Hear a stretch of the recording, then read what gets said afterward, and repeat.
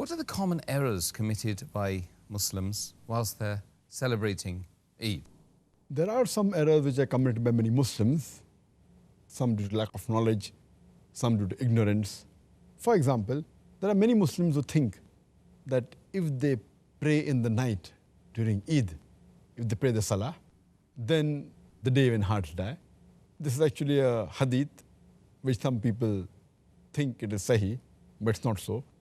That the Prophet said that if you pray in the night of the Eid, your heart will not die the day when hearts die. If you see, if I got two isnads, one of them is very weak, that is daif jiddan, and the other is daif. So it's totally wrong for anyone to pray during the night of the Eid thinking it will get him sawab. To single out that night only for praying is not allowed. Unless a person is habituated for praying in the night and then he prays, it's no problem. But to single out the Eid night only for prayer, it is wrong. Furthermore, there are some Muslims who visit graves during Eid thinking it is good during Eid day. Say visiting grave according to the hadith of the Prophet ﷺ, it reminds you of your akhirah.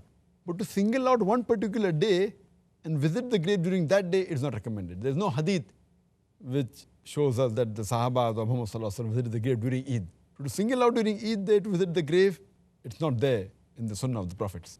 And furthermore, some people, they miss the Jama'ah, which is very wrong, and they miss the Salah during Eid day, which is totally wrong.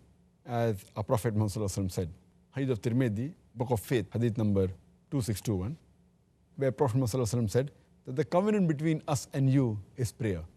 And anyone who forsakes it is a kafir. So Salah is very important. Offering Jama'ah is important.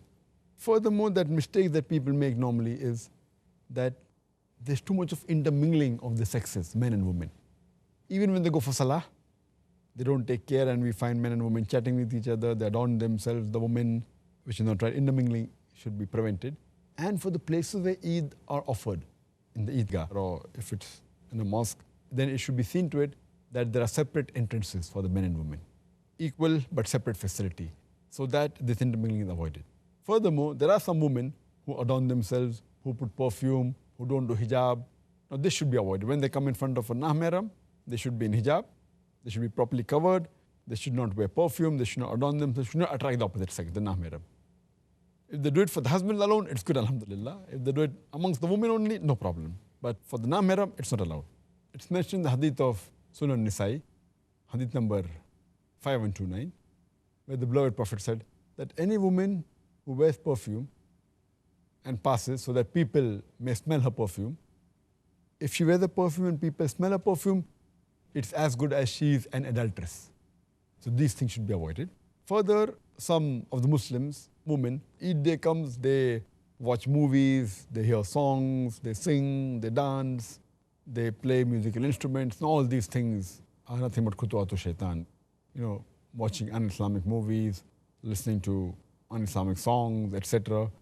As our beloved Prophet ﷺ said, it's mentioned in Sahih Bukhari, point number 7, in the book of drinks, hadith number 5590, the Prophet said that there will be a time when there will be some people from my ummah who will say that illegal sexual intercourse, drinking intoxicants, wearing silk, and playing of musical instruments are halal, is legal.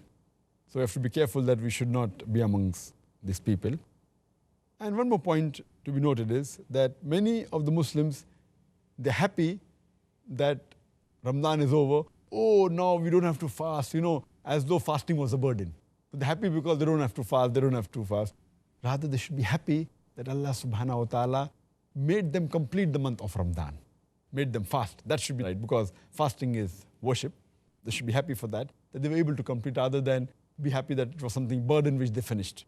So these things Muslims should avoid.